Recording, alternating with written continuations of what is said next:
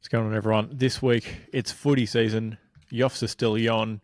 Orkle and... What's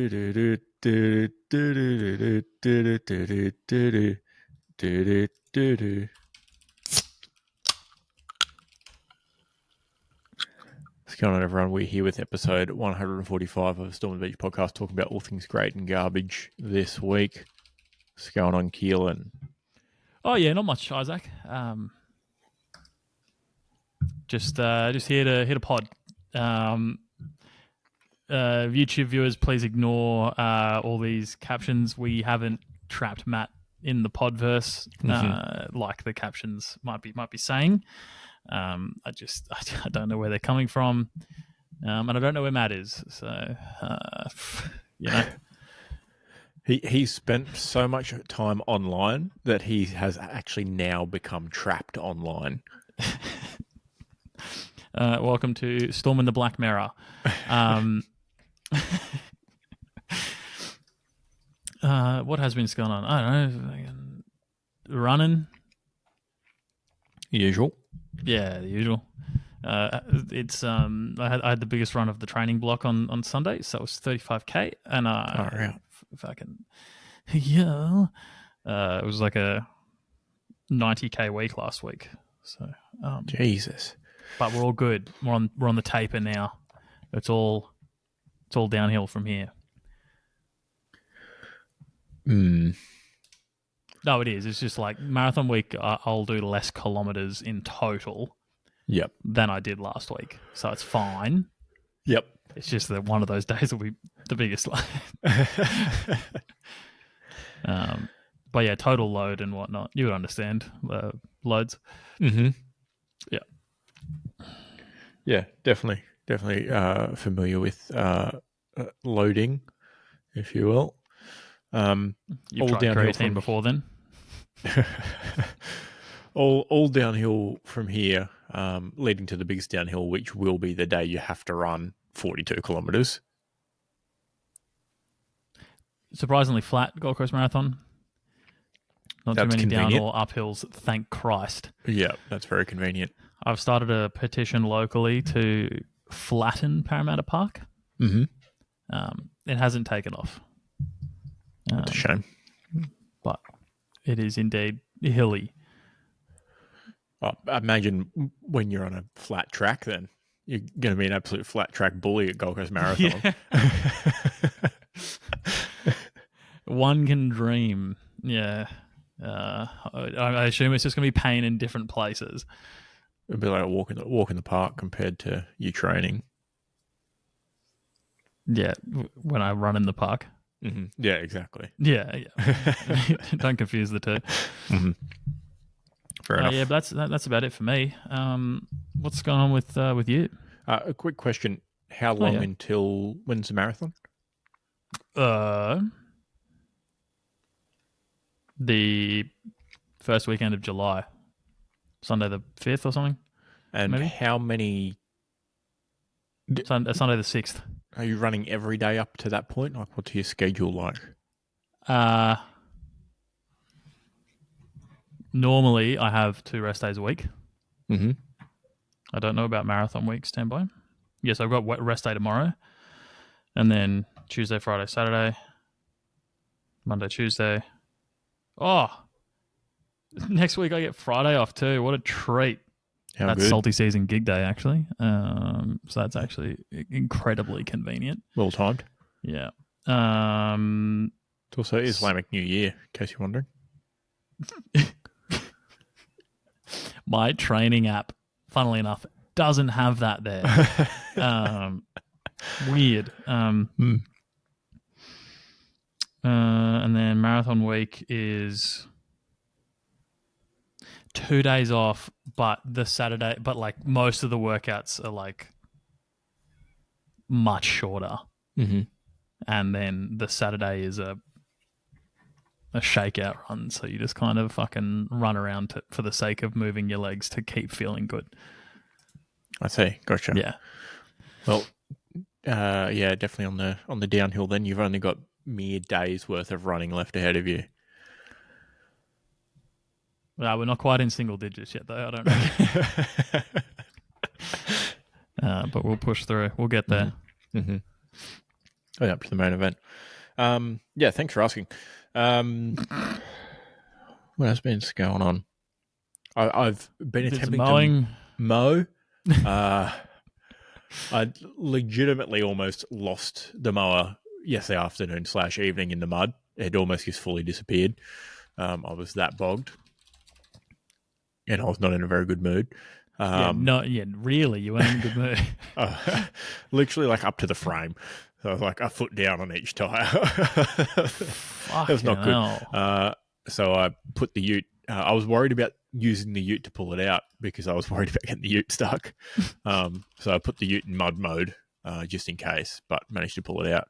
Has a mud mode? Yeah. It's got a four-wheel drive off-road mode that's for mud or snow, mud/snow.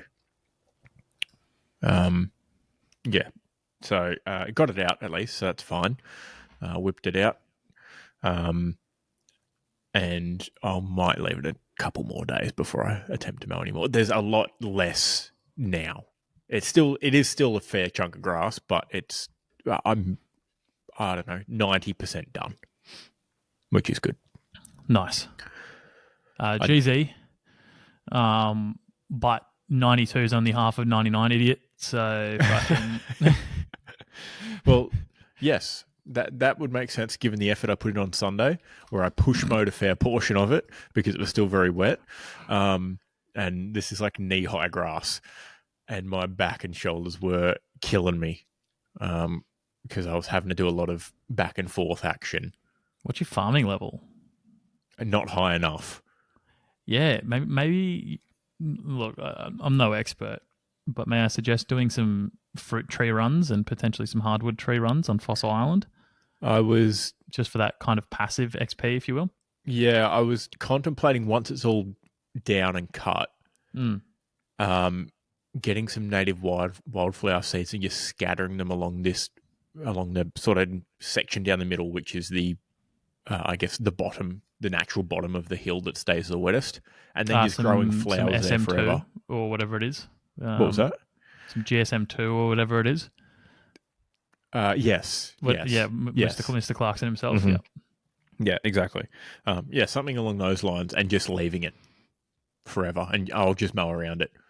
If it works. And I can have some lovely flowers in the middle. But if you hit up the government, they might pay you for it. Possibly, yeah. Yeah. Could be an idea. So yeah, to answer your question, not high enough. Needs to be higher. Have you considered getting your mower lifted?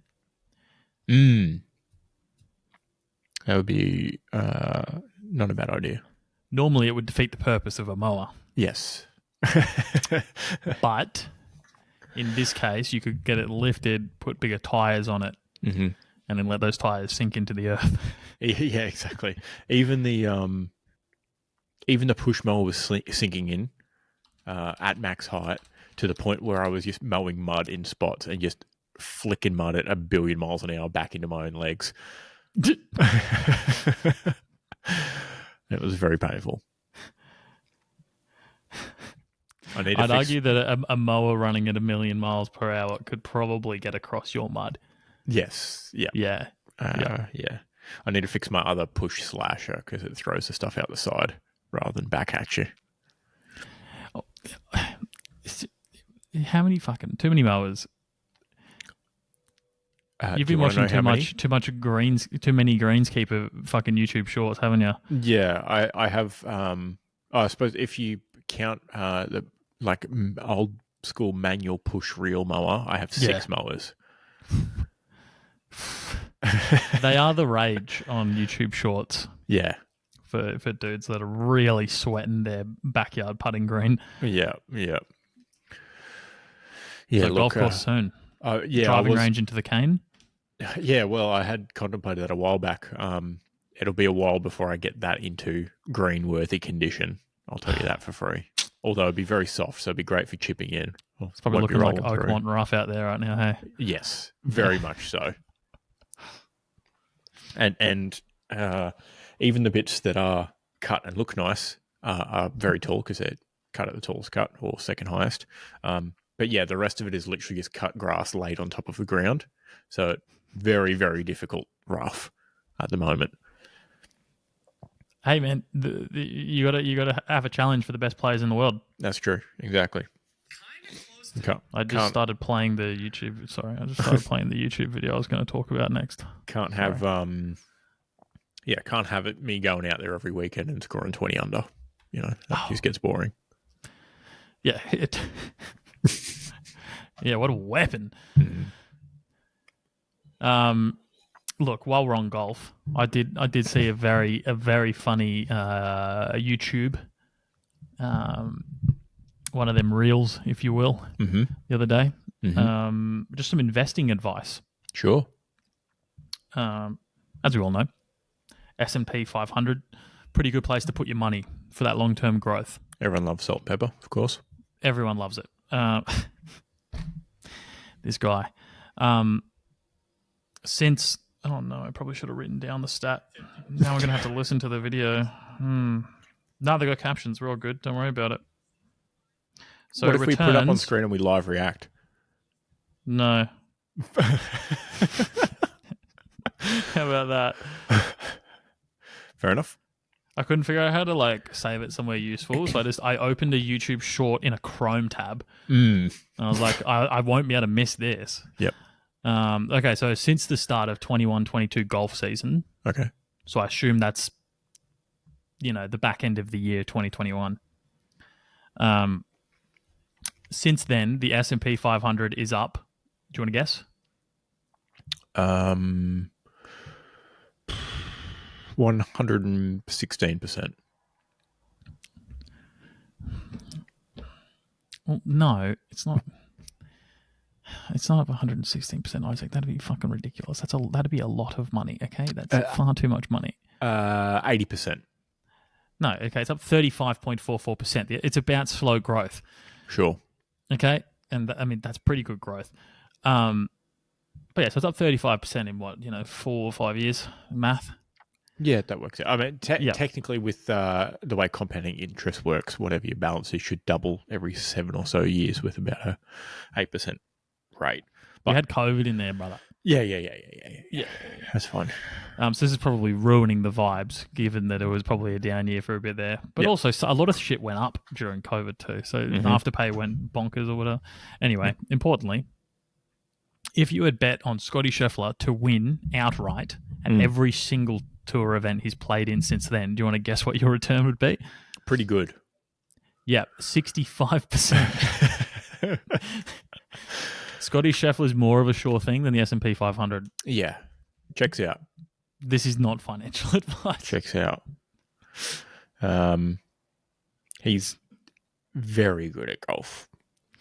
And he's seemingly quite a nice dude. Yeah, and I think he's only 28 as well. He doesn't look 28. No, he doesn't. No. So yeah, he looks like a good 40. So take all your money out of the salt and pepper and put it into Scotty Scheffler because he's got, if he's 28, he's got another good 30 years on the tour in him. Yeah. Just if there's a gambling app, when there's apps that you buy things and it rounds up and then invest it, and then at the end of the month you've invested $5. Yep. So take that concept, but it keeps reinvesting your betting money automatically on Scotty Scheffler to win the next thing. Yep. Probably illegal. Probably against some sort of responsible service of gambling, I would expect. But maybe if you can make that happen, great returns. Not financial advice. Mm-hmm. Good shout. Yeah. There you go. Very good. Butcher of the week? Yeah, potentially. I could have a crack. I've got a couple. I've got one that got on my list and then rescinded, and then an actual one.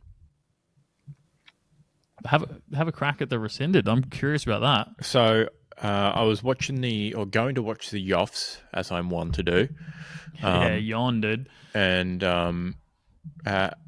as part of subscription with Foxtel, Mhm. you can log into Foxtel through the ESPN app, and it just makes a button at the bottom where you hit watch, and you can watch literally any sport that's broadcast on ESPN, right? So that is the NBA finals this year and the NHL finals. It will also be like Div 2 college ultimate frisbee, for example. You know, college World Series, all that fun stuff, right? The FIFA Club World Cup, for example, that sort of stuff. Don't skip ahead. Last week, I had a look. I was jumping on to watch the Yoffs, and of course, Disney owns ESPN, right? Mm-hmm. And all of a sudden, where the watch button used to be down the bottom, there was a little Disney logo, and just said Disney. And I hit it, and it's like, oh yeah, log into Disney Plus. And I was like, no, this is not how this works. You've ruined it for yourselves. Thankfully, I could just jump over onto the Foxtel Go app and watch it on my phone through that. Oh, okay, yes. But this was also on the weekend when I was at my grandparents' place, so I wasn't at a TV. I was watching the basketball on my phone while I was repairing chicken coop for them. So yeah, it was on the list, and I was prepared to just at the end of the seasons just get rid of the ESPN app. At that point, I don't use the NBA Man was app because grumpy it was when he was terrible. making chicken coops. Fucking hell, did the foxes get in while you were there, dude? Fuck me. But they almost ruined a good thing, and then I rechecked today, back to usual programming, which I thought was quite interesting. Yes. So I'll dude, you reckon they got review bombed? Maybe. Fucking hell, dude, they Maybe. must have. I'll rescind that Butcher of the Week nomination. I'd almost put them on some sort of close to a list. Like it's like that's the original thing is mostly unforgivable. Yeah. But having the smarts to rectify the mistake mere days afterwards, that's pretty commendable. Look, pretty good. Do you want to do your nomination and then I'll do my actual one? Look, mine's going to be tough for any Kiwis listening. But also, any of the Auckland City fans that found they were drawn against Bayern Munich probably knew what they were in for. But I've got Auckland City FC for getting 10-0'd in the Club World Cup. Yep. Yeah. Yeah. Double nudie run. Yep. Imagine. I think in team sports, actually, the 5-0 is one person does a nudie run, but then 10-0 is the whole team. That sounds right. Yeah. Imagine like the bragging rights you could have had of being the one person from Auckland FC to have kicked a goal against Bayern Munich. And they could have still lost 10-1, right? Would have been fine. But to know that your ragtag group of warehouse workers and fish and chip shop operators scored a goal against Bayern. Fosh and chop. Yeah, exactly. Scored a goal against Bayern would have been, something that all those players and coaching staff could have, told their grandkids one day. Yep. Instead, they've got double. Would have made a film about it too. Yeah, dead set. There would have been a film about it, and it would have been great, and it would have had Taika Waititi. Exactly. Yeah.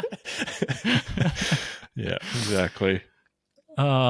So what's wild to me is you look at the timeline of this game, and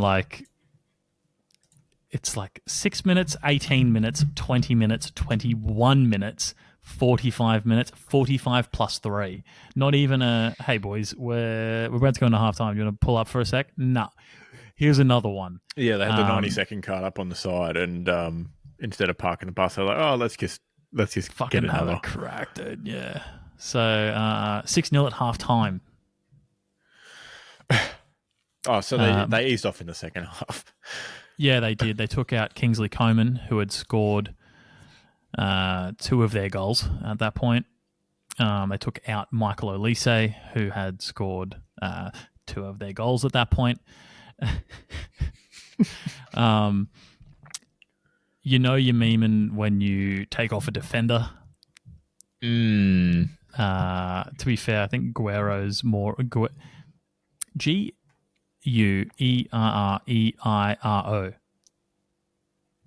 Guerrero. Bingo was his name. Dude, I dead set had that tune in my head.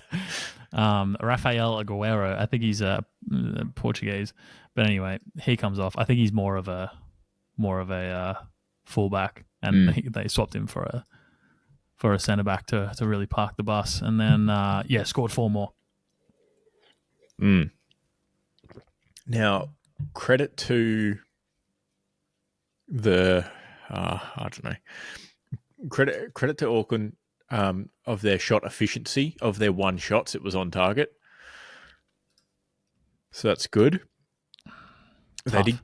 They did commit 7 less fouls than Bayern did, so they played a bit of a cleaner game. Does that mean they wanted it less?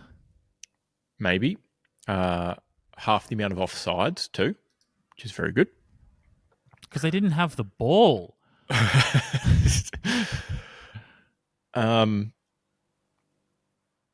Yeah, look, Bayern had 17 shots on target and 10 of them ended up in the back of the net. Yeah. Although they had Pretty 31 shots in total, so like they were just bombing it from wherever, I guess. I'm scrolling through to find one of them. Their third goal was their third goal completely scuffed. It had no right to go in. It was just that's a real boys versus men goal. Yeah, if you ask me. The rest are like, oh yeah, anything could have happened here.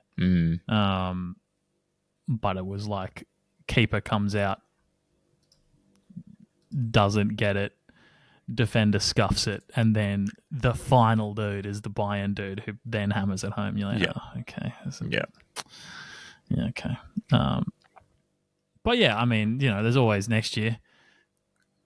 Yep. Credit to them for having a crack, I suppose. Yeah. There isn't always next year, by the way. It's like every 4 years or whatever because it's World Cup vibes or something. Yep. What is funny is that the official Google recap has, in the highlights, a save from the Auckland keeper in the 49th minute when they're already down 6-0. Tagged as important save. It's not about the saves that you don't make. It's about making the timely saves that are important. Wayne Gretzky died, got buried, and then rolled over in his grave just for that.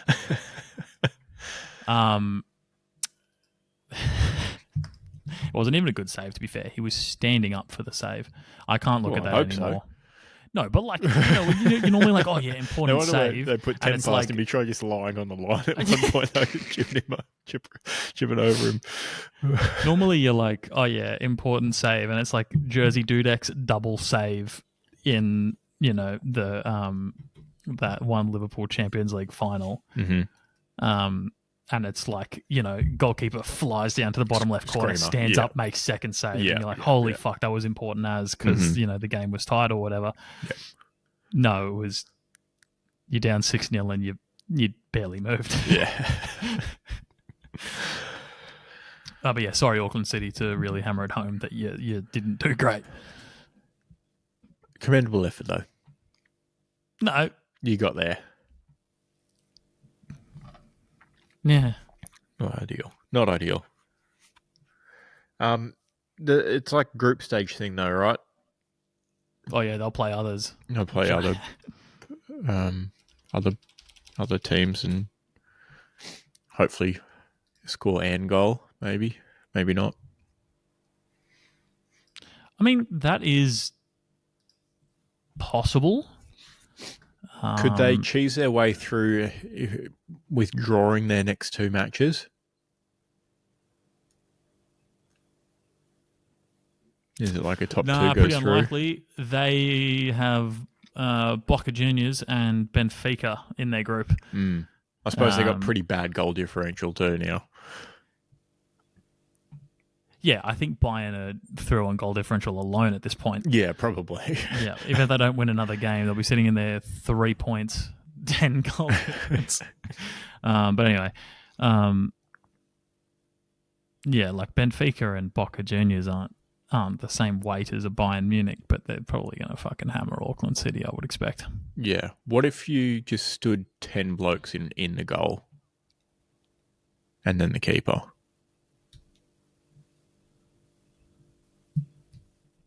Like, park the bus. Like, just stand them all in the goal. Well, then they'd successfully draw their way to losing because they're the only team to have lost because the other two drew with each other. If the other team had lost by more than 10, then this would be fine. And they could draw their way to success. Yeah. But no, it's just not happening, unfortunately. All right, all out attack then. Have a crack, fellas. Just have a fucking go, dude. Mm-hmm. Only 16 teams get through, and there's 1, 2, 3, 4, 5, 6, 7, 8 groups. So do the math. 2 from each group. Couple from each, through, maybe. So they're fucked. Yeah, done. Just have a good time, boys. Enjoy America while you're there. Yeah. What, you mean to tell me that their match day experience in Cincinnati, Ohio wasn't going to be thrilling? Is that where they actually played? Yep. They got spanked 10-0 in Cincinnati. Where do you go in Ohio when you're down that bad? You're already there. You're already at rock bottom. Mm-hmm. Oh, actually, could be worse. Go get Skyline Chili. Could be in either of the Dakotas. That's true. Yeah. I doubt they're hosting any games. No. I mean, is Dakota oil country? God knows. Because then I was going to say you could put the Saudi Arabian teams in there. Mount Rushmore's in South Dakota. Oh, I guess there is a point in the south. So I guess we'll just lock in North Dakota as useless. Yeah, probably. Yeah, cool, sweet. All right, my other nomination, and it pains me to say this because I'm a big user and I'm going to pay the fee, right? Uh-oh. Is... Are you speeding again? YouTube Premium, and I've been a user of YouTube Premium for many years now, and slowly they increase the price as they do. But from July, I believe the email said it's increasing, and currently I pay $23.99 a month. Holy dooly! How much do you pay? For a family plan, pretty good. For a family plan, right? Ad free. I use YouTube probably at least 3 hours a day. At least 3, maybe at least 4 hours a day. That's a pretty good amount of YouTube. A lot, right? I YouTube is my podcast platform of choice. I use YouTube Music, and I don't like ads. I like using YouTube for podcasts because I can jump over to the video when people are prompted to do. Yep. That's a subtle plug for our listeners to jump over to the video. Correct. Exactly. Now, when I am on YouTube through a browser that isn't logged in, and I'm like, what the fuck is this? And it's an ad, and it's another ad like 6 minutes later. It makes me go, yeah, it's worth it. But yes, I have a family plan. I believe you're on it. And I very much have been enjoying it. Yeah, it's great. My wife's on it, obviously. My dad's on it. He's a big YouTube guy as well, so I put him on it. The apple doesn't fall far from the tree. Correct. Very good. So it's currently $23.99, which I think is I think I'm grandfathered in on a bit of a discount rate. It's going up to $39.99 a month. It's going up $16 a month from next month. Do you pay monthly? Yes. Pretty sure. Because is there a yearly option? Because I'll pay it. Because I currently pay for Amazon Prime yearly, And I obviously don't get, next day shipping where I am now, but I still pay for it because it's like, I think I paid, $68 for the year or something. And then every so often Clarkson's Farm comes out and it costs me And it's so worth it every $6 time. per episode or whatever it is. But, Annual plans aren't available currently in your country. of course they aren't. Now, obviously, Potentially because they're upping the price. You might be able to change it when they've put the prices in. They possibly. probably don't want you to scam in. Now, we don't get the cool things like YouTube TV, for example, which is presenting the NBA Finals at the moment in the US. So, what we get is somewhat limited in the YouTube product for the cost, but I am going to keep paying it, even though, price. But God bless. Before COVID hit, I had it for a couple of years or maybe 1 year up to that point.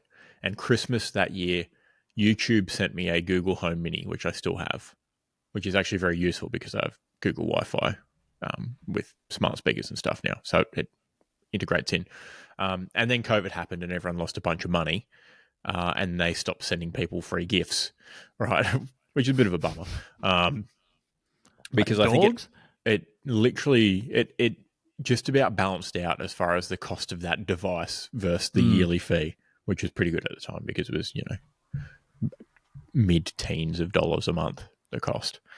But yeah, I guess butcher of the week is YouTube for increasing the price, knowing I'll still pay it. And I enjoy the service. They really should, because I assume it's going to be a comparative price in the US and they get the TV benefit. If they don't give Australia the same kind of shit, they probably shouldn't fucking do that, to be fair. Yeah, it's a bit rude.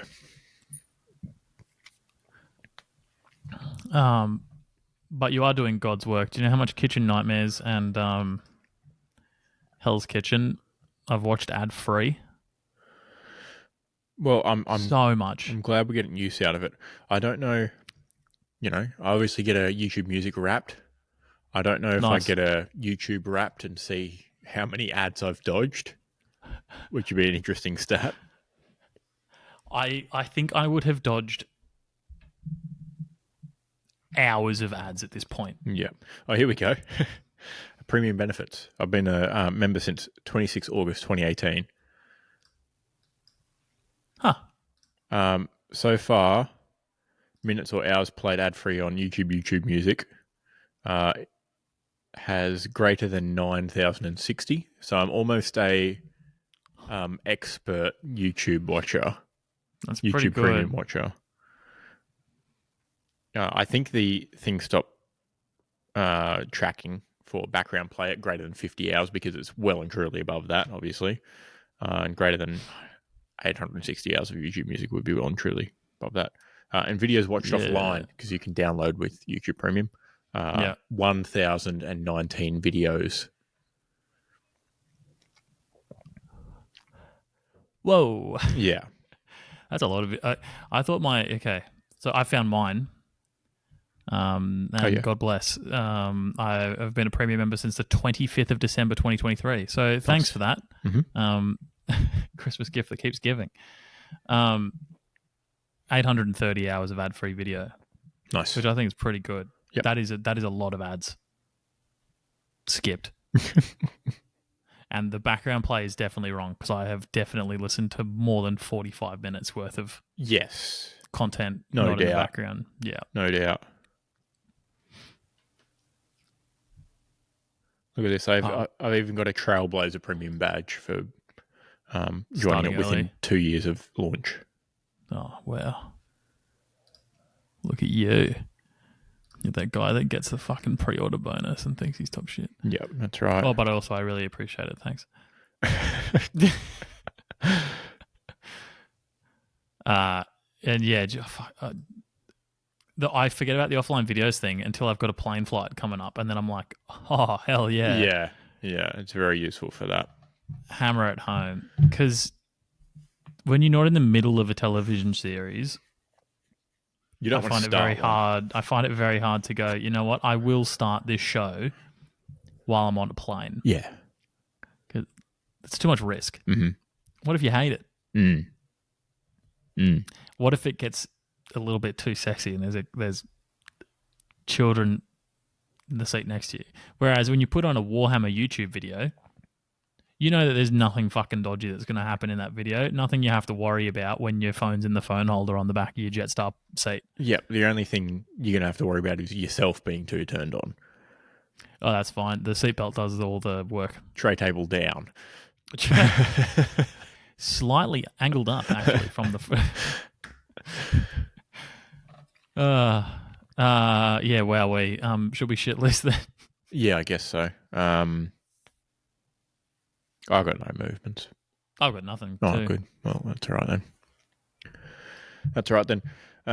Okay. Footy recaps. Round 14.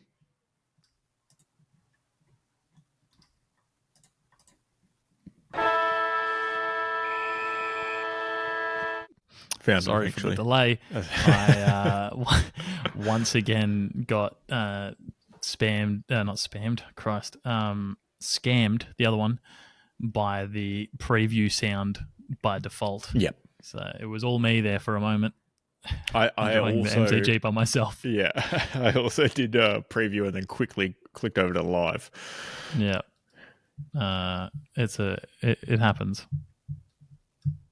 Okay, first up, Thursday night, we had Marvel, St Kilda 8-12-60, Western Bulldogs 20-12, 132.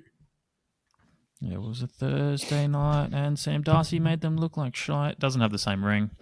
Not bad, I've though. got Sam Darcy back in action, kicks 3 goals on his return, and plays so well that the entire Saints defense marked him, leaving Aaron Norton wide open to kick 3 goals.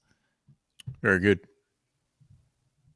I didn't watch it at all. I just assumed that's the only reason Aaron Norton was able to have an impact. Yeah, you didn't. You didn't. Didn't miss much. I had with Darcy back, A. Norton was able to take off with all the space Kennedy stationed himself in, as the Dogs Saint killed them.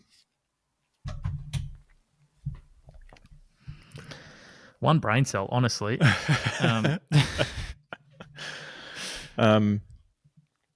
Did you make reference to the Kennedy space station in yours? No, that one was very good. Thanks. Deep pool there. Deep space. Yeah. Not really, but, that's pretty good. Thanks. Western Bulldogs might be back. Tough to tell. It's St Kilda. Yeah, it's... But yeah, I saw someone describe Sam Darcy as the AFL doomsday clock. Right. In the way that it's, kind of like a fictitious amount of time until Sam Darcy just ruins the AFL for everyone. And because he's 1 billion feet tall and, Yep. is going to kick the rest of the AFL into obliteration. Yeah, we just end up with, 20 years' time, we'll just be a league full of Sam Darcys. Oh, I hope not. Could you imagine a Nick Watson playing defence on Sam Darcy? Just a bunch of 7-footers running around, just doing everything. Oh. A fun fact about this game is it's the first return fixture of the season. Oh, right. Really? And it was the return of Sam Darcy, who injured his knee in the original fixture against St Kilda this season. Oh, wow. Yeah. How's that for facts? That's a wild one, actually. That's pretty cool. Yeah. What was the result in the first one? To look. I think they've beaten St Kilda by like 150 or 160 on aggregate. They beat them by 71 in the first matchup and 72 in this one. Yeah, well, there you go. So, pretty 145 or so? 143. Yep. One. Not that I can't do math, it's that I choose not barely to. remember the numbers. Yeah. No.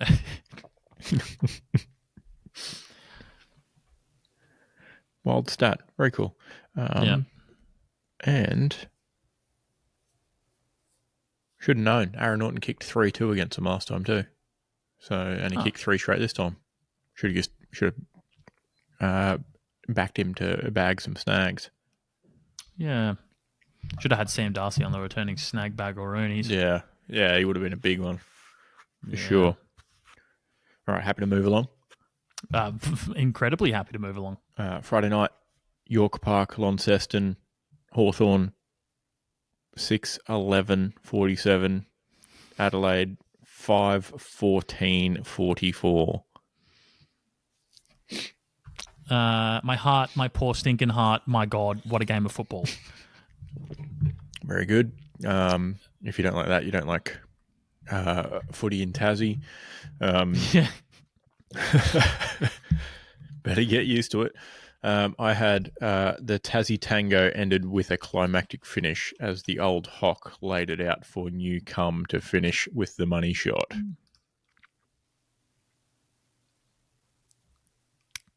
That was incredible. That was really good. Thank you. I was gonna do. I thought I'd seen a lot less points than I had this year at Launceston, but no.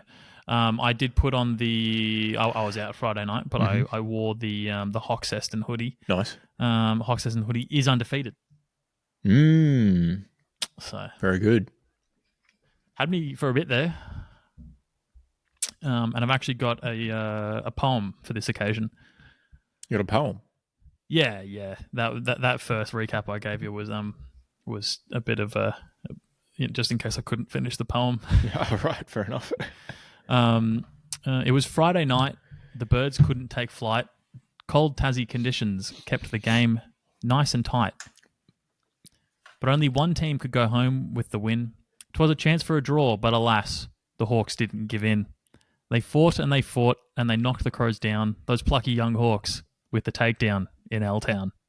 Nice one. Very good. Thank you. Very nice. Now, I've got a question for you. Yes. Are you going to don the hoodie again this week as the Hawks haven't left town? They absolutely have not. Half the team's playing golf. Yes, they're just going to do a lap around Tassie this week, and then next week they face the Roos again in Launceston. Oh, I didn't realise it was in Launceston that quickly. Yeah, because Google says MCG. That's pretty typical. Just hanging around. Yeah, it was funny. I think Dylan Moore was saying that a bunch of them are going to that really nice golf course off to the east of Lonnie. Yep. That has like 3 courses. They're just going to play golf and hang out. I was like, oh, boys. And then Jacob sent a photo of the team walking through Lonnie like the next day, like near the stadium, just like in their casual wear. And he's like, they're just like us.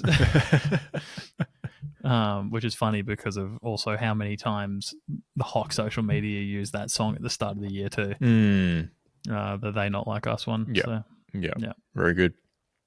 I mean, you've got a good chance, I feel, to go 4 from 4 this year, Hoxeston hoodie. Because you've got who's the 4th? Maybe a Kenless Power at York Park. Oh, that's right, the grudge match. Yeah, of July. I'm surprisingly keen for that. Yeah. Given of how the last one went, I just want Zach Butters to Zach fuck off. Don't skip ahead. I've got something else on that actually. Fair enough. Now, only other observation, obviously a tight one. Like a tiger. The Crows have seemed to find themselves in a position to complain to the umpires after the siren every time they lose by less than a goal this season. It's unusual. What were they complaining about? Fogarty took a mark on the wing or something like that. Oh, sorry. When he was a billion out. From 100 metres out. and then Thilthorpe came from way over to complain or something that it should have been 50 because the ball was knocked out of his hands or something like that. Unfortunately, the free kick was awarded after the siren had already gone. So even if he wanted to be allowed to kick it, he wasn't going to. So therefore, any sort of 50 null and void. I don't. Yeah, you can't pay 50. Yeah. Yeah. No. Sorry. Yep. So yeah, making a bit of a habit out of it. Yeah. We get it. You were robbed like 2 years ago. Just Go hard, dude. get over it. Yeah. Look, it feels a bit like that. I think Kick goal. I think to be fair, they have been on the cusp for, quite a bit. Sure. Like a couple of years now at this point. Mm-hmm.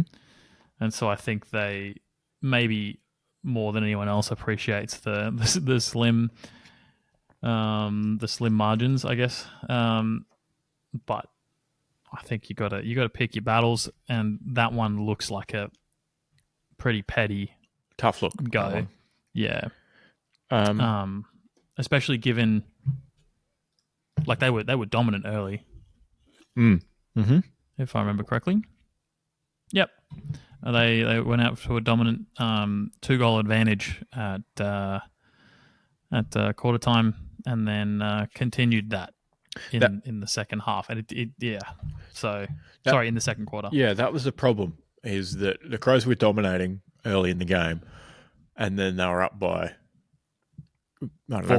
14. No, 2. They were still only up by 14 points at the end of the first quarter. Yeah. So it was like, not much to show for it. But when you kick, what did they kick? 14 behinds. Well, they actually kicked 13 behinds because one was rushed. So, this isn't lots of pressure, six rushed behinds. Just kick goal, I reckon. Oh, the pressure was there, just not in the first half. Yes. Yeah. But yeah, I mean, it's actually though, even though it was low scoring, it had its moments. It was entertaining enough. Yeah, and the commentators did a great thing where they did the thing where one of the teams just has to fucking bite the bullet and bite off more of this game. Yep. And then maybe 2 minutes later, Hardwick marked the ball on one wing, gritted his teeth, and went "fuck it" and kick, crossed it to the middle to a sketchy kick that then went up into a scoring position and I think ended in a goal. Mm-hmm. So that was probably the highlight of the game for me, and just Josh Weddle in general. Fuck me, dude. Love that. He's so good. He's so good. He's just. Yeah, sorry, that's all. I've got to stop. Fair enough. Now, obviously, low scoring affair. Yes. Bad kicking. People using this as a, exhibit A why Tassie Stadium needs a roof. It's not because of the quality of footy, because people enjoy seeing when it's really wet, players slide, fall over and slide 10 metres because that's kind of entertaining. Yep. I will say the reason why Tassie needs a roof is for the fans. It's not for the game. Yeah.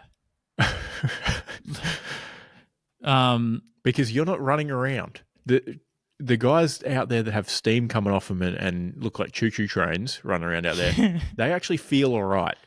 They're not that cold out there because they're running around. Someone asked Jack Gunston at like 3/4 time, is it cold out there? Or full time. He's like, yeah, cold out there. And he's like, nah, once you get moving. You're like, okay. Well, no shit. Yeah. You're running into blokes, aren't you? Exactly. Transmission of energy. We're going to ask, Dylan Moore if he was cold out there. Probably not because he ran 15.4 kilometres. Did he actually? Yep. Where do you see that? Tracker tab of the game thing on the app. Is that only on the app? App exclusive, maybe. You reckon Isaac Rankin was cold? Maybe wind chill factor when he was going 32 kilometres an hour. Oh, as someone that runs fast in the cold, wind chill, once you've gotten sweaty, not great. Yep. Yeah, it ain't it. Do you reckon Keys was 15 cold? kilometres in an AFL game. Do you reckon Keys was cold? Probably not, because he did 25 sprints.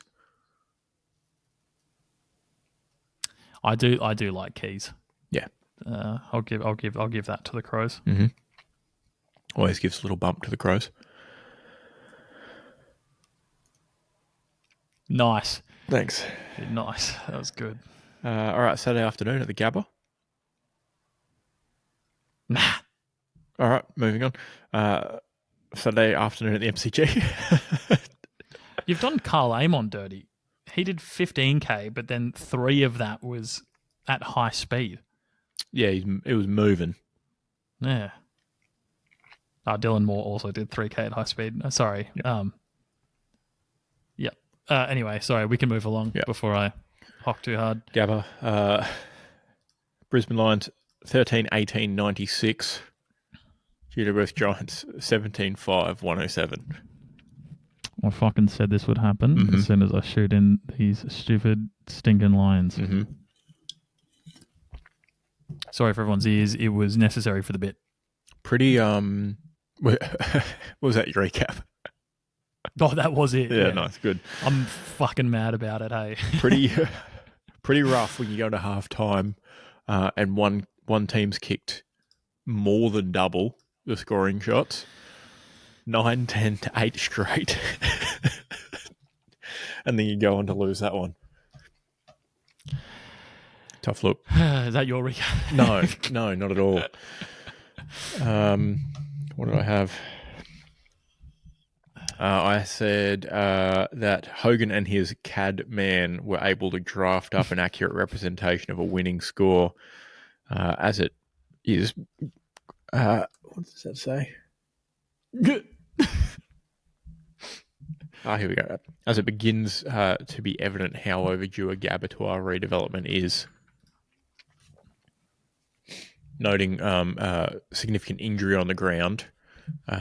There's only one race at the Gabba that can fit a Medicab out it to then get the person into an ambulance to then leave the ground. Whereas, other stadiums such as Optus and or the MCG, there's multiple races around the ground that you can leave directly out of.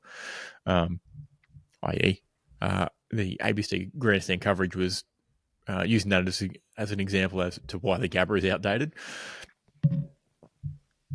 I mean,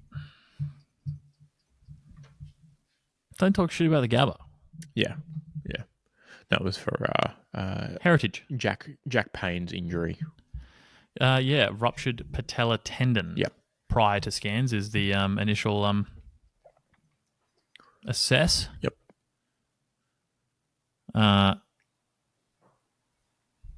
When did that even happen? Did it happen immediately before the Orange Tsunami kicked 1 billion goals? It was fairly early, I feel. Yeah, I feel like it's not enough of an excuse for the Lions, unfortunately. No. Given he had one touch, one kick, that was it. Probably. Yeah, but sometimes defense is about aura. But look. May I give you a when Sam Collins has a quiet game and all he's been doing is fisting packs? Sure.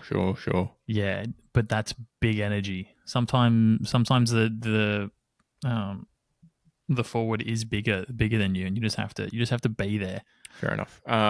30 at the 36-minute 19 mark of the match timeline. That's when Jack Payne was off due to an injury.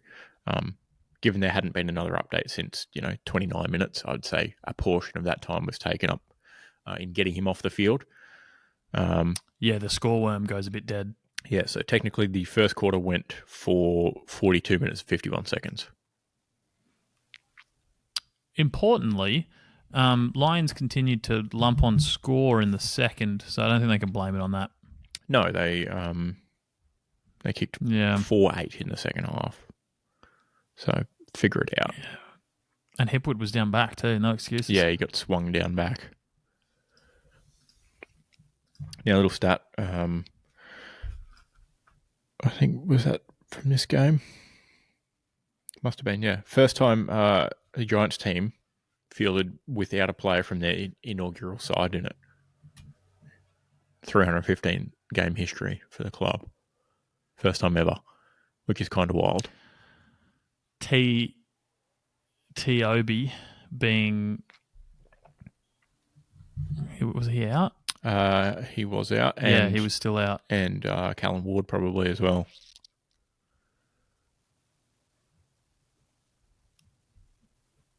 Yeah, I think. Double up when there. was Callum Ward? He wasn't out specifically this week, but yes. Yeah, he was out from the week before, not last week before. So, Toby Green, mate, you could have held on. Yep. Could have just done what NBA players do and get on for the first 15 seconds and then keep your streak alive and then don't play. That would have been funny. By NBA players, do you mean LeBron or? I think Bridges might have done that. Maybe literally like 15 seconds, or like did the tip, in for the tip, and then just the tip, and that was it. Fouled out, like, committed a foul so he could sub out. Wow. Yep. Ballsy. All right, MCG. Afternoon. Essendon 8-8. 56. Went to town for this one. Geelong Cats 23-13, 151. Sorry, I'm absolutely chomping at the bit. Mm-hmm. So as I said, I did go to town for this one. That was about as expected. Nice, yeah.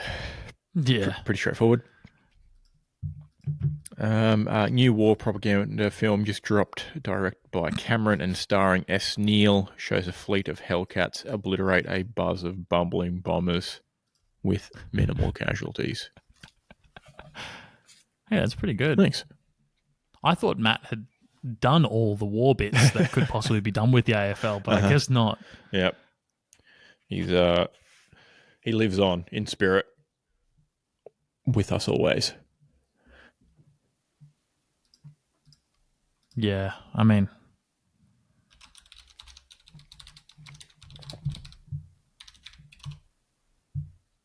now tune into the YouTube for another joke. Very good. Essendon getting a lot of praise for doing what they can with a bad list with many injuries. I don't really know why. I'll be honest.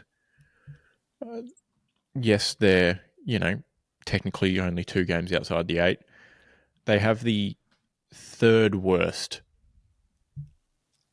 percentage in the league.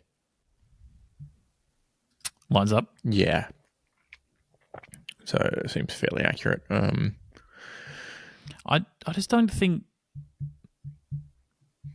Like, I know it's just a small slice of the game, and it's one of those big stats that doesn't show, the specifics too much. But I think if you have more disposals total than the opposition, realistically, you probably should do better than getting beaten by 95. Probably. Because you've at least had some time on the ball.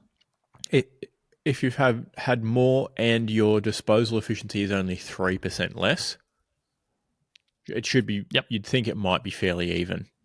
You're not blundering about the place. No. More hit-outs, theory. More clearances, way more stoppage clearances. You think it would be fairly even? 3 less frees for all. Nothing huge there. But Geelong went inside 50 63 times. And the Bombers only went 38 times. And they only scored 8 goals from those 38 times. Pretty not good. No. I assume Mark Blitzars was just slurping everything up on the wing with his 10 intercept possessions. So that doesn't help, but, They kicked it to Tom Stewart fucking 7 times. You can't go kicking it to Tom Stewart. Yeah. Anywhere near Tom Stewart. Yep. Correct. He will get the ball. Bombers scored an measly point. The third quarter looked great, 5 goals straight. And then they kicked one behind in the fourth. Rough. Max Holmes got 7 intercept possessions. What was this game? Yeah. Now, 5 goals straight, pretty good quarter. Not great when the opposition kicks 7-2 on you, though, in the same quarter. Yeah, the score worm is pretty much just rise over run, Yep. Like it's...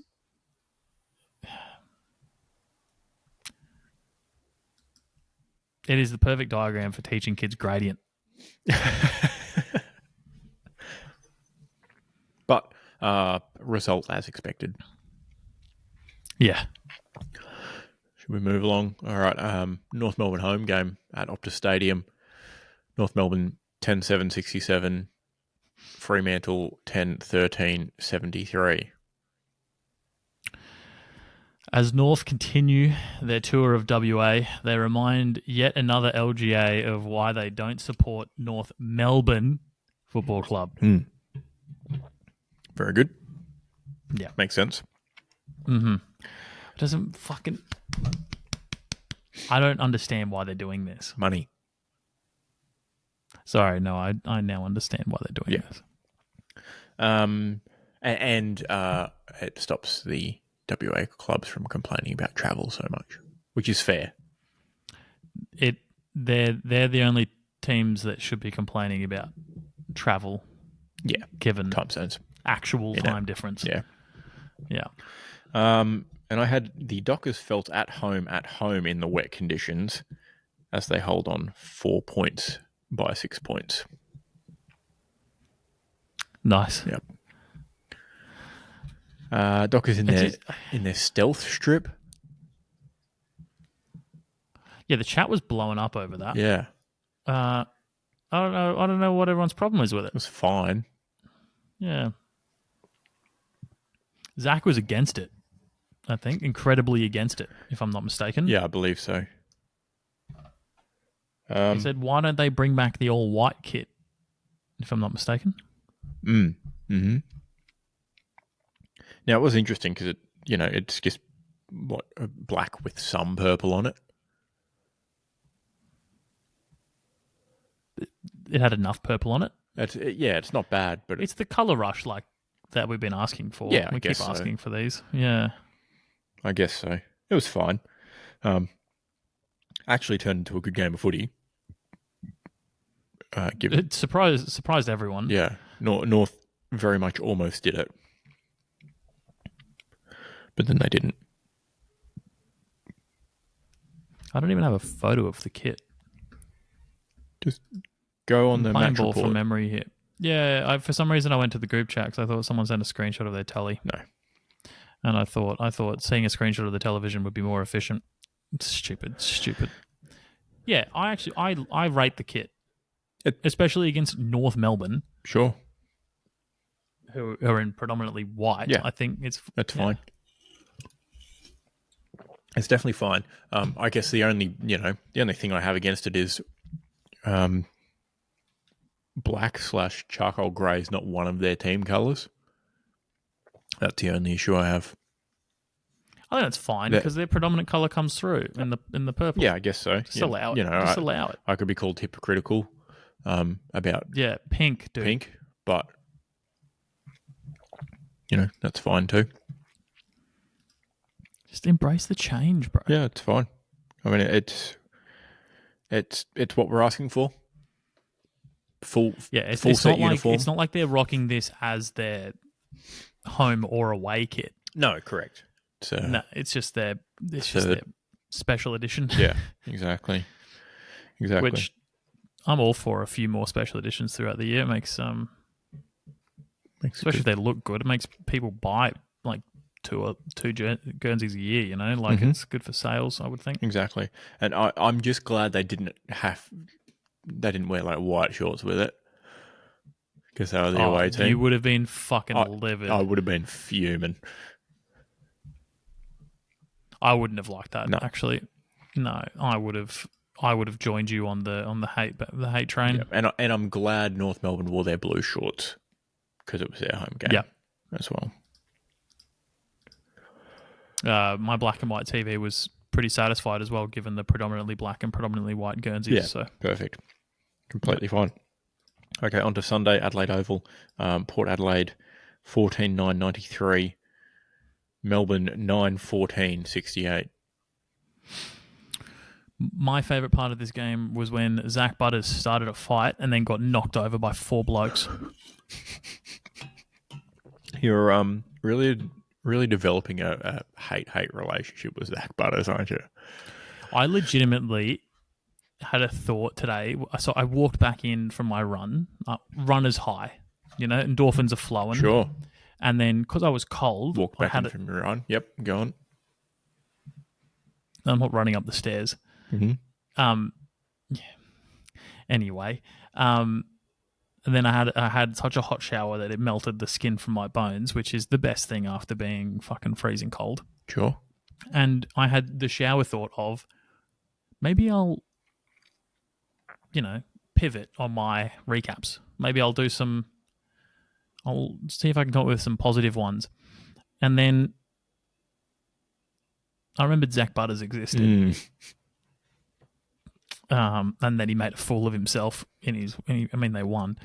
Yep. But he looked like a bit of a dickhead. So I was like, no, I can't. I'm not going to do positive for the rest of them because this one will bring the negative energy. So I may as well just commit. Tune in for positive next week if the Port has the bye next week. Yeah. They don't. Fuck's sake. They don't. They've already had it, haven't they? Looks like it. Fuck's sake. Yep. Sorry, everyone. Oh, well. You missed it. Missed the opportunity. That's fine. Always next year. Yeah. Actually, there's always finals. This is true. At this rate, that'll be positive. All right. And I had, starting off with a question, are the D's good? No. That was less of a question and more of a statement as Georgiades kicked 7-4, while the Demons will need to take another good hard look in the mirror to reflect on their loss 14-9 to 9-14. Yeah.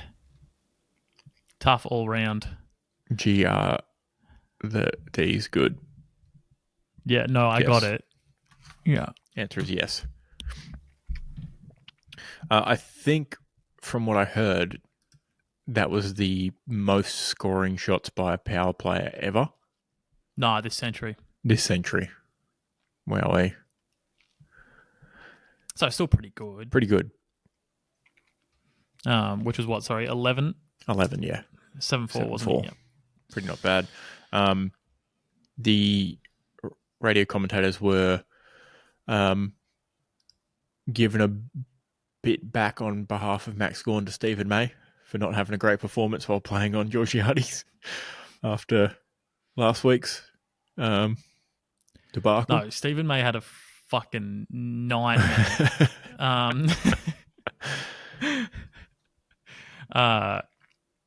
Which is, is there locker room blues at the D's again? Are we going to run the same narrative as last year? Yeah, exactly. I feel like we've circled back now. Yeah, we're just moving on from Clayton Oliver and moving on to Max Gawn versus Stephen May. Yeah, great timing for the bye for them this week. Yeah, they need some time apart. They're going to need some time apart and then a bit of a powwow. Max Gawn's going to go talk to another football club, and then Stephen May's going to get really mad. Max Gawn's going to say, "We're on a break."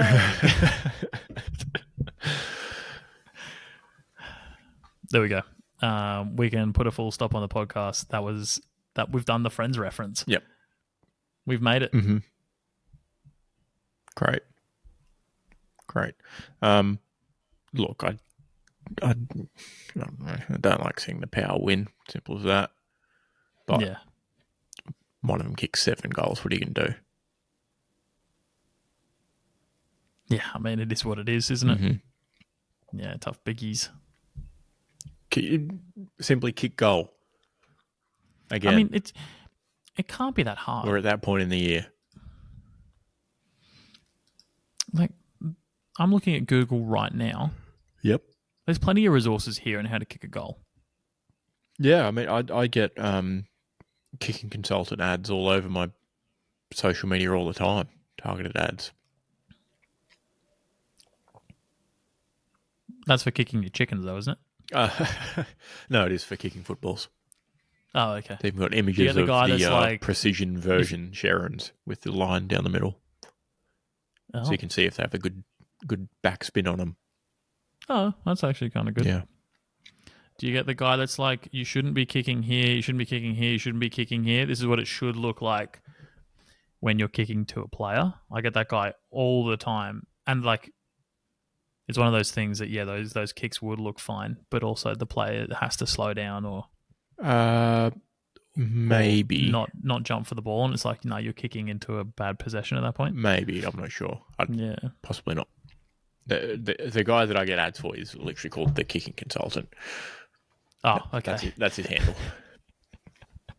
Nice. Have you consulted? I haven't You consulted. kicking better? No. No, okay.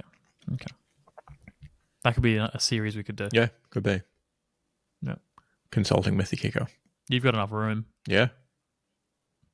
Soft landing if we want to practice speckies at the moment too with all the mud. Yeah. I mean, you need to put your boots on to mow the lawn at this rate. So. Yeah, actually. But yeah, might be human-sized dents if we can do specky practice anytime this week. All right, and then finishing us off over in Perth, West Coast, 7:10:52, Carlton, 12:14:86. I couldn't figure out how to word this.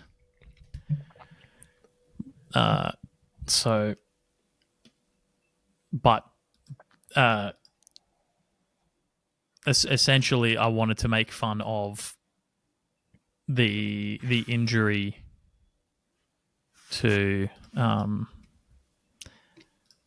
mean, it's rude. Sure. But there was injuries in this game, and I wanted to make fun of them. We don't root for injuries. We just put that out there. We don't root for injuries. No. But we will talk about them. But so what I wanted to do is make fun of the media saying, Oscar Allen are a little bit scared about his injury for what it means for the season, and essentially is what they're getting at. Yeah. It's like, your season's over. Your season was already toast.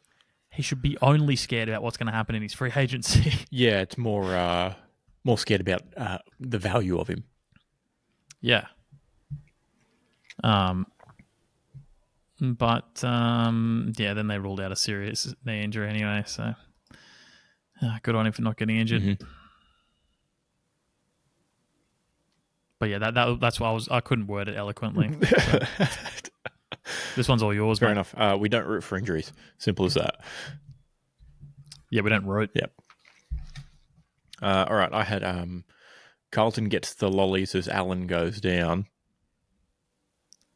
That's a solid one, though. Thanks. But who knows what the Blues do now with both key forwards coming up sore. Wow. Mm. Yeah, Mitch McGovern did rise to the occasion. He did, though. actually. He kicked 3 or whatever, so good on him. I just don't see him, obviously, doing it week in, week out without the other two. Yeah, possibly not. And, Oscar Allen goes out and Waterman's obviously out injured as well. Yeah.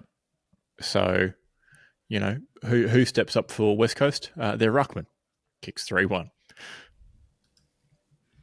That's got to put him their closer to backup ruckman kicks 3-1. But just quietly, Bailey J. Williams looks so much older than 25. Tough run. Yeah. Born in 2000. Fuck off. Yeah, he doesn't not look like he was born in 1991. Yeah. He's got a bit of 1991 about him. He's got to have performed in the top 1% of ruckman for that game. Must have been logging some stats.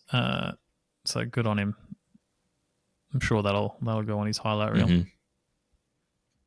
That'll be a story to tell to the grandkids in far too many years. In way more years than you'd think.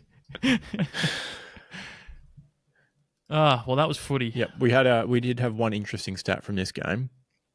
Was that go on. Tom McCarthy, who debuted in this game, breaks the Eagles record for most disposals on debut with 31, and tragically becomes the first West Coast player to register 30-plus disposals in a game this season. First 30-plus disposal game this season in round 14 as a debutant for the Eagles. I'm a bit stuck there. He's also born in 2000. Fuck off. Wow. How's he done that? The Eagles don't have anyone good on their team. I think that fucking Harley Reid fella's meant to be all right. No.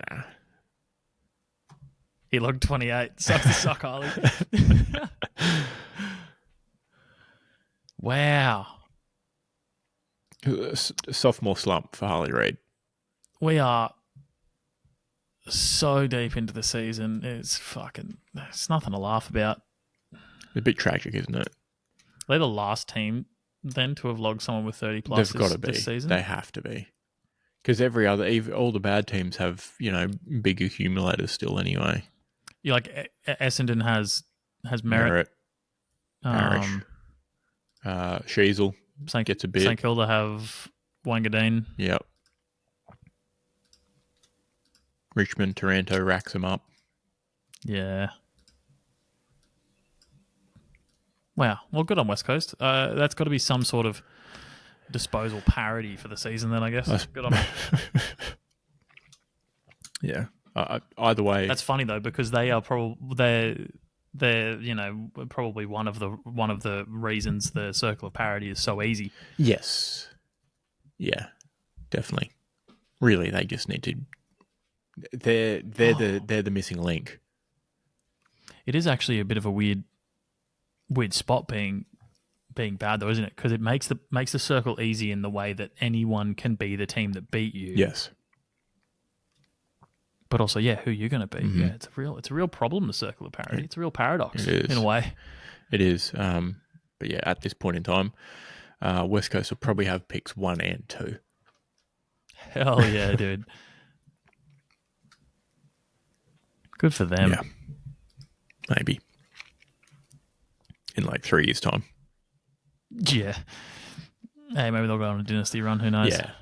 Who knows? All right. Shoe-ins. Wow. You had the Lions who lost, obviously. I had a big booster with the Cats who won. So we're both on 9 now. And Kiss of Death almost pulled it off again with North Melbourne, but not quite. Oh, it's fucking tough bickies, isn't it? Yeah. Should we get our tips out? For the boys. Round 15. A late start on Thursday. Oh, 8:10 p.m. I won't be watching this. It's Freo Essendon. Yeah, this will be a wake up and check in the morning. Yeah, I'm just going to go with Fremantle by 24, 20, 22 is what my mouse has landed on.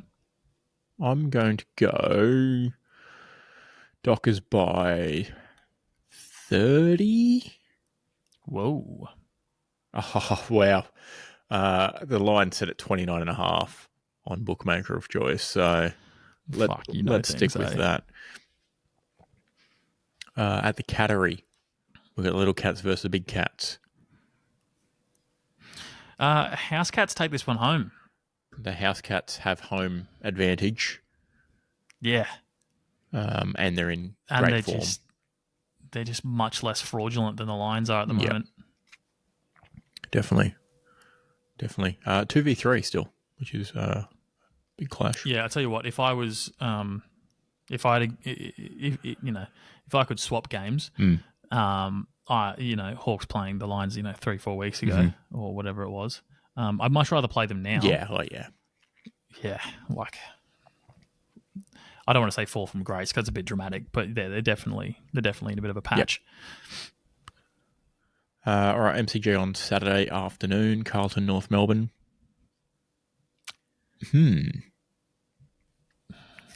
Perhaps harder than it looks. It's harder than the numbers might suggest. Yeah. I think. But I still think I've got to go with the numbers. Nah, fuck it. I've got North Melbourne. Harder than it looks. Although, Carlton's had a couple wins now just over Essendon and not too resounding over West Coast. So take what you want from those. I think if you take North Melbourne's performance round just gone, then you take Carlton's performance round just gone, I think this is going to be this will be tighter. Yes. Than $4 to $1.25. Correct. Interesting enough, no travel advantage either way because both sides are travelling back from Perth. That doesn't happen often. No, I can't imagine that it happens often where both sides play the following week at the MCG after playing in Perth. I'm gonna lock in North. I'm gonna have a crack at it. I was also thinking, I don't know, the odds seem too good to be true, right? Yeah. But North Melbourne don't seem that bad.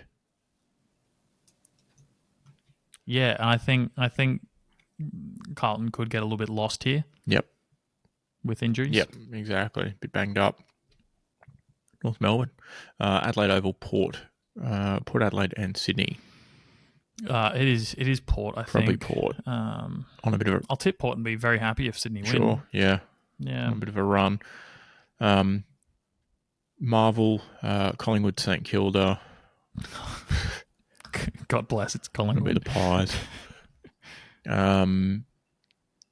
At the G spot, we got the Giants versus Suns. Do you want to fly down for this? Oh, no, I'm on the coast. That's a fucking... That's funny. Suns play at NG and I'm not in town. Yeah, so unfortunate. Expansion Cup up for grabs. Yeah. And the Suns wearing their clash for the first time this season. Yeah, I've got the Wolverines winning this one. Yeah. I'm gonna pick the Wolverines on the road. Good debut of the clash, which is not an away jumper, it's a clash jumper. There's a red home and away jumper, home/away, and a clash. This could actually be the only time we see the clash this season.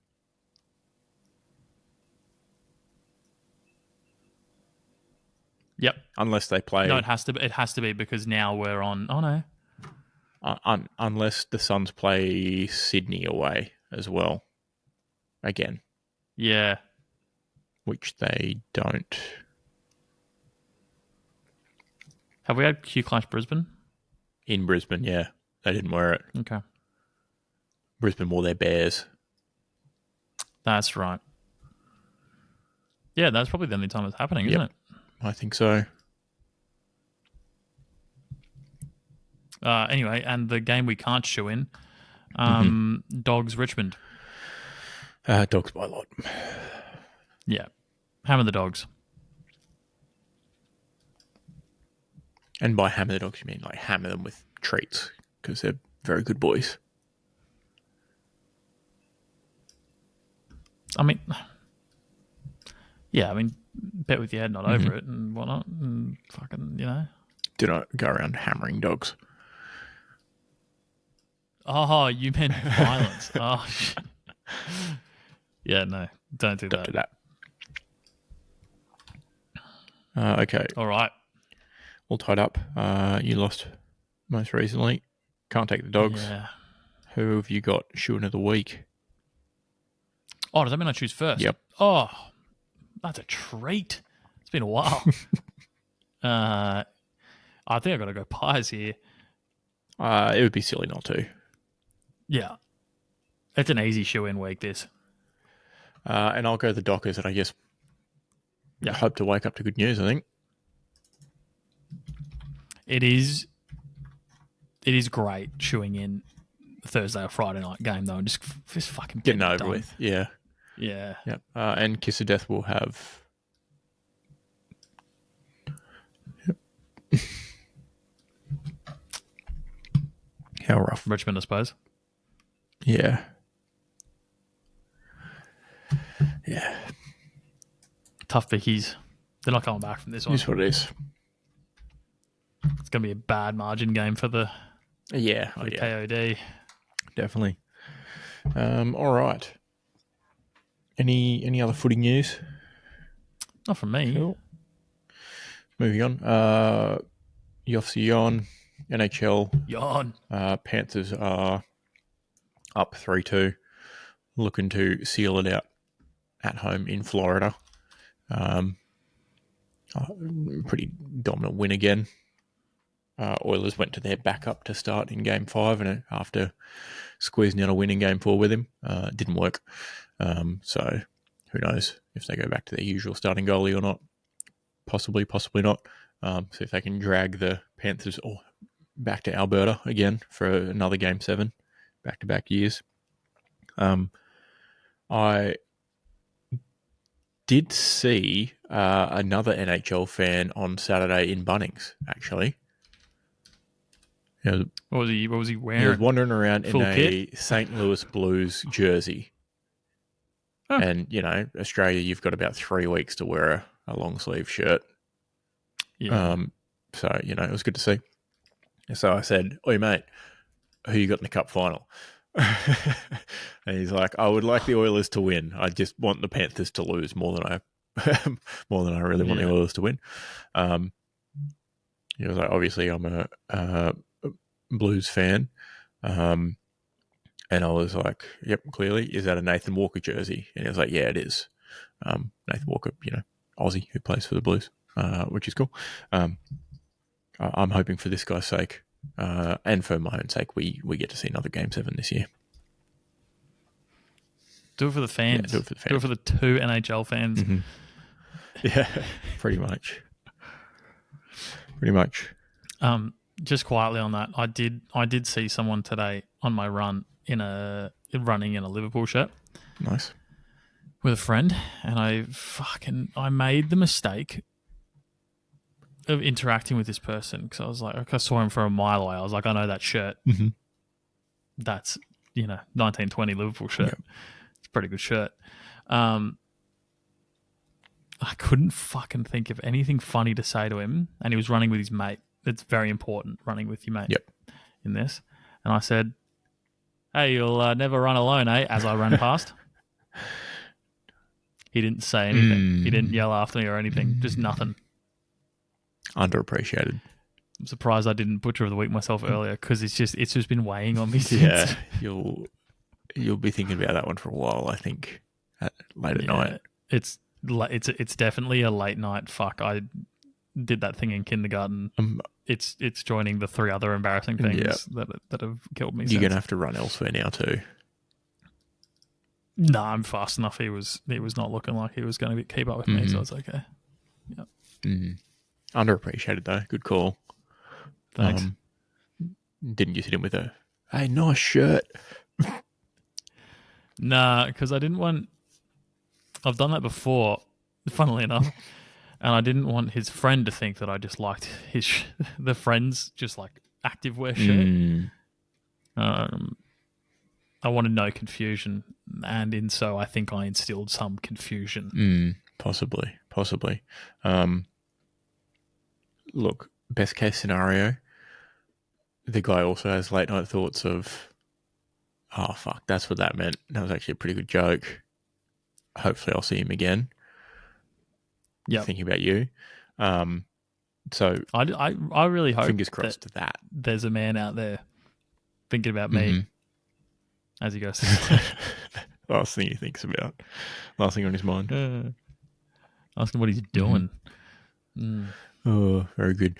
And NBA, Thunder went up 3-2 after another almost comeback by the Pacers today, but the Thunder hung on and then got a pretty resounding win at home. Looked to close it out in Indiana. When is the next game? It won't be tomorrow, will it? No. Friday. Friday indeed. So another 10:30 another a.m. big break. Well, they probably need it at this rate. Yeah. One more win is all I need. Sounded like you had a problem. No, perfectly fine. Football in it. Orc land. Oh, yeah, I ended up showing them, so it's okay. Not the other one. Butchering them. Yep, cool. Because they got butchered. All good. So we can skip over football. Excellent. And no cricket on this time of year, which is great. So we'll skip over that too. Yeah, sweet. Excellent. Don't know why we'd talk about Test cricket in the middle of June anyway. It seems like a silly time to speak about it. I saw it in the outline. I was like, that's weird that that's there. Yeah, very, very strange I can't remember the last time we talked about cricket. Yeah. I definitely wasn't wearing an hoodie last time we talked about cricket. No, so God, no. It's a summer sport. Everyone knows that. It's the summer of cricket every year, obviously. But, yeah, no cricket's happened and won't be happening for, probably at least 4 more months, I'd say. Except for the Big Bash. That keeps posting their FIFA things. They're really shitty FIFA things. Me fucking insane. I'm going to unfollow the Big Bash League just because of this. They posted one like today or yesterday that was like, will Jofra Archer be joining the Big Bash this season in the draft? And I was like, don't fucking... Stop it, mate. You haven't even given me any stats. At least fucking make something fun up, like throw him on there for like 99 pace or something, or like throw him on there for 99 bowling wides, like have a crack. Yeah. Anyway, that's all I've got. Yeah. Likewise. Let's flip a coin. We could. Whose flip is it anyway? Oh, I've made the mistake of going onto the Big Bash page. They've done like a FIFA reveal thing too, but they show the back of the card as a flag, and then they turn the flag around to reveal who it is and who they're playing for. Right. And I hate it more now. Fair enough. You might like this targeted ad. Here we go. Flip sim you. Oh, not that button. That one. This will be right up my alley of things. Those two shouldn't be next to each other. Like the top ad and the image with. Oh no, it is about the. Sorry, it's all one ad. Yeah, the image with that ad is. Oh, I thought it was like a donate now thing at the top, and then a. No, it's not. Buy blue pills thing at the bottom. It's not. It's all one.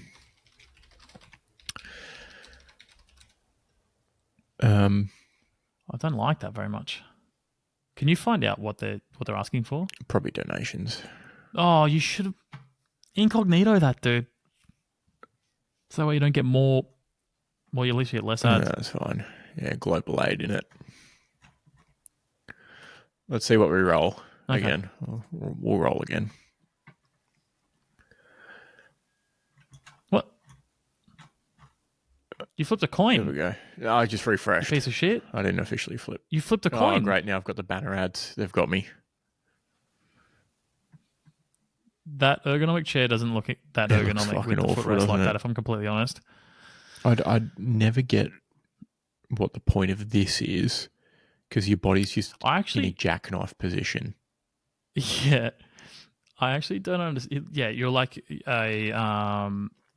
what are those divers called that a death diver. You're like a death diver, but like 90 degrees the wrong Yeah, way. exactly. I don't get the point of a headrest. I'm actually converted to halfback because the headrest